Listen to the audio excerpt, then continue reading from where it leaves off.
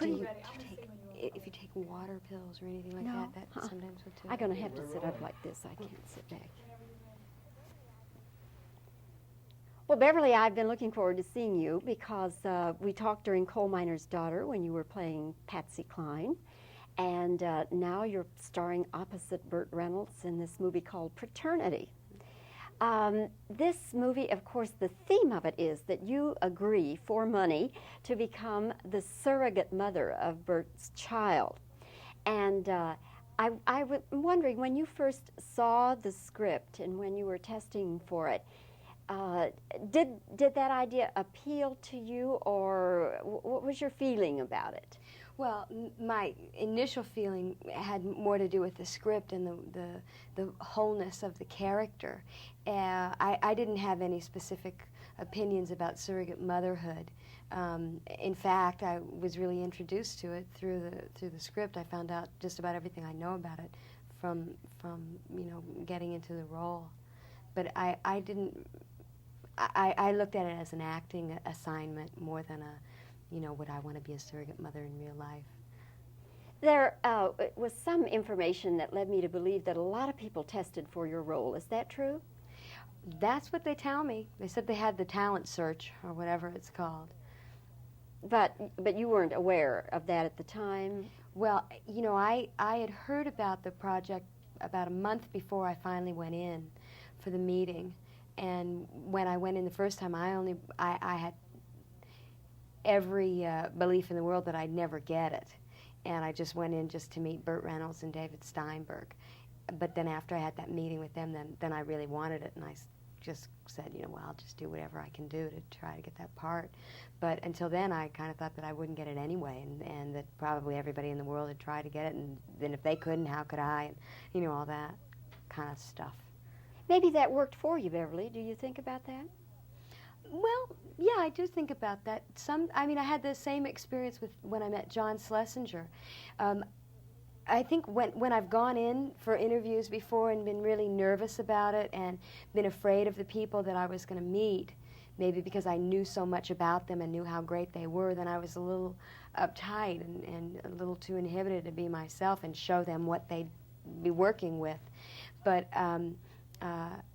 I had just wanted to meet John Schlesinger, for example, and so that was a great meeting, and I had really just wanted to have a nice afternoon when I met David and Burt, and I think that helped. How was Burt? Was he very serious when you were having that reading or audition or meeting? The first one? No, he's just a great guy. I don't think that he as soon as you get around him, you're aware of his wonderful sense of humor, and he's so charming that you just can't help but be kind of giggly and totally at ease. He just has the ability to do that. You have worked, of course, with, I suppose, the two greatest leading men of current films, Clint Eastwood and now Burt Reynolds. Do you find that they have certain qualities in common? I think the qualities that they have in common are probably the ability to be in real life what they are on screen. Even though it's glamorized and dramatized on screen, they both are heroes, basically.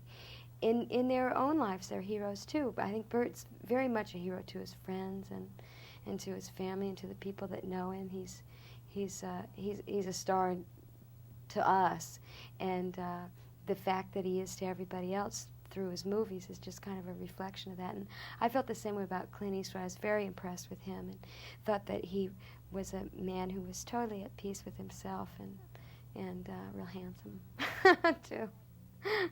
Did you feel at ease around both of them from the beginning? Mm-hmm. But because of them, because they have that generosity. They don't need to intimidate you. I mean, they're great. And so they don't need to make you feel uncomfortable. I mean, I think it was out of Burt's generosity that he made me feel so comfortable. What is it about them? Because they really are the biggest box office stars. The public just can't wait for their next film to come out. Now, what is it that they're projecting to the public that gives people that can't wait to see them again? Well, yeah, I don't know. I guess it's just they've managed to make our dreams come true, I guess, with the movies that they make and the personalities that they project.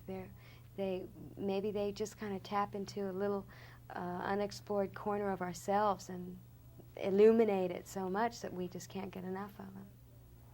When you were a girl growing up and going to the movies, Beverly, was there anybody you felt that way about? Was there any movie star who was kind of your fantasy boyfriend or your fantasy love? I didn't really have a movie fixation when I was a kid, and I kind of backed into acting, and my acting experience has basically been in film, although I was in a repertory company in Canada and did do a Broadway show. That's basically, film is my acting experience. I was always drawn to singers, and music is very important to me. I've written and sung in bands and, in different kind of incarnations. But I always listened to Billie Holiday, and I remember Janis Joplin. I thought she was great, and that was probably an introduction to something dramatic, too. But I never really picked out movie stars. Maybe Greta Garbo,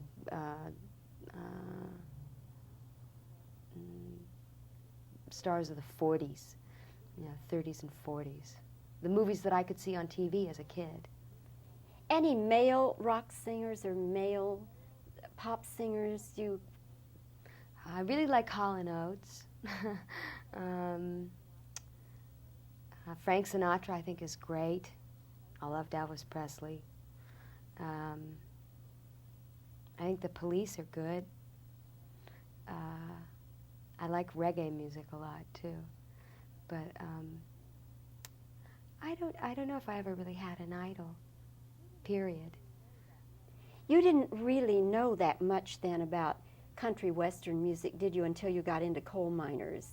Well, as a matter of fact, I did, because when I lived in Canada, I immigrated to Canada. I had a circuitous route. I grew up in Columbus, Ohio, went out to Los Angeles to paint cartoons, and then started traveling around singing in coffee houses, and ended up in Canada singing with a guy named Ronnie Hawkins, who had come from Arkansas. And one of the members of his original band was Lee Von Helm, who then I later saw and worked with in Coal Miner's Daughter. But I worked with Ronnie after his band, the Hawks, left him and became the band when they went with Bob Dylan. They've since disbanded, but Ronnie's from Arkansas, and also one of a kind of a legend in his own time and an unsung hero. So everybody that was going through Canada, anywhere near Toronto, would come to see Ronnie. And so through that working experience, I met Conway Twitty, Skeeter Davis, a lot of people, out of Nashville, because he'd lived and recorded in Nashville for a while, too. The Allman Brothers and Chris Christopherson, I met through Ronnie. And so I'd been exposed to it, and I'd always been aware of it, and Patsy Cline I'd always been aware of. In fact, when my father, who had been a musician, and then he went into radio and television, when he was still just working in radio, Patsy Cline had been through Columbus, Ohio, right before she died, promoting one of her records, and my father took her out to lunch. So there were, all these kind of strange coincidences. But in Columbus, Ohio, we always could pick up the WWVA station, and the Grand Ole Opry was broadcast on radio, too. And when I was singing coffee houses, a lot of the music that I learned was folk songs and stuff like that. Beverly, has there been any talk about a movie based on Patsy Cline's life? Yeah, there has been. Why don't they do it? I don't know if they won't. I mean, I think that's really probably a possibility. Would you do it? Well, I'll tell you something. I think that there'd be someone better than me who could do it. I really do. I think that there's somebody. I mean, for me, it was a real labor of love, and I did everything I could to look like her and get to know everyone that I could that had known her. I got to know her last husband and Loretta, of course, the people in Loretta's band. Some of them had played with her. And who would be better, though? Well, I just think that there's probably some girl in Nashville who's having a life a lot like Patsy Cline's. because she was the first woman really to cross over from country and western to pop music, and I think more and more people are doing that out of Nashville, and that, for example, Gale, you know, could handle it. There's also a backup singer with who's touring with Crystal right now that looks like Patsy Cline. She sounds like Patsy Cline, and she'd be great too. What is her name? You know, I don't know her name. I'll tell you how I know about her though. Crystal played in Columbus, and my father, although he's in broadcasting now, still plays at the fair in the summertime, and so he was playing in the band in the big orchestra that was backing up Gale, and the girl came up to my dad and said, "I wanted to meet you because you're Beverly's father, aren't you?" And he said, "Yeah." And she said, "You know, I wanted to play Patsy Cline." And he looked at her and he said, "Oh yeah, oh yeah." And so when he called me and told me about that, I thought, it's somebody like that who should do it. You know, I mean, I had my turn at it. You've done that number. Well, I mean, you know, I had my turn, and I think that there's someone who could do it too. Well, Beverly, I've enjoyed having this chance to talk with you again. And I enjoyed also seeing you in Paternity, a really fine performance. And it's a fun movie. Well, it was nice to see you again. Thank you.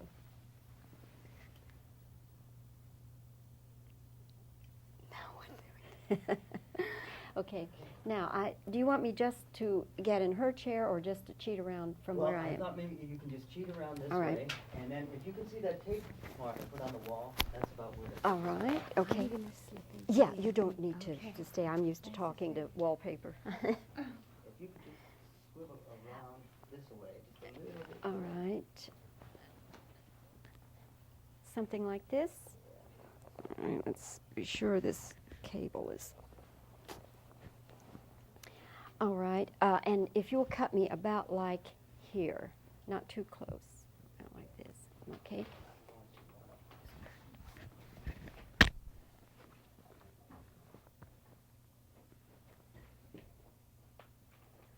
All right.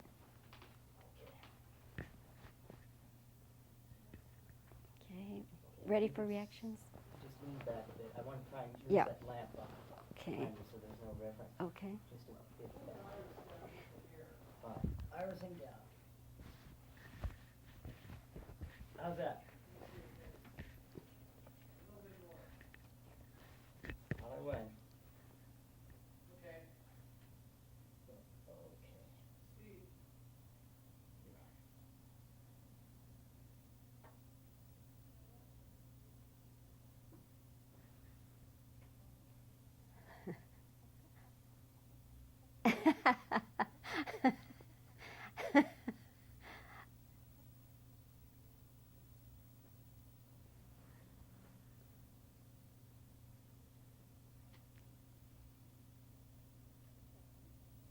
Okay, questions? What was your initial reaction to playing a role where you would be the surrogate mother for this baby? That doesn't make any sense. Let me try again. What was your initial reaction, Beverly, to playing this role? A story about a girl who, for money, agrees to have some man's baby.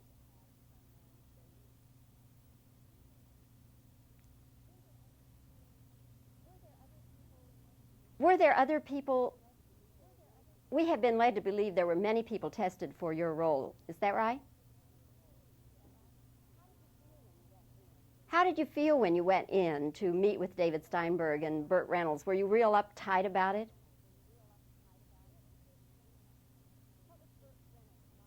What was Burt Reynolds like when you first met him? Real serious or joking around? How was he?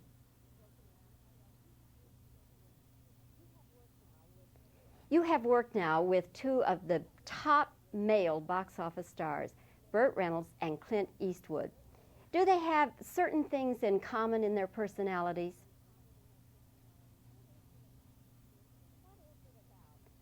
What is it about Burt Reynolds and Clint Eastwood that makes the public just can't wait to see them on screen?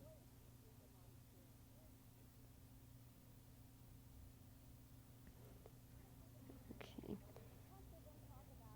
Has there been talk about a movie on the life of Patsy Cline? Would you do it?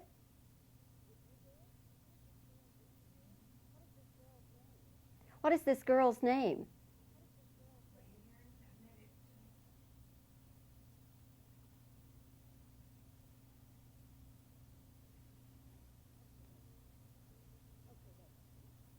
Okay, that should do it.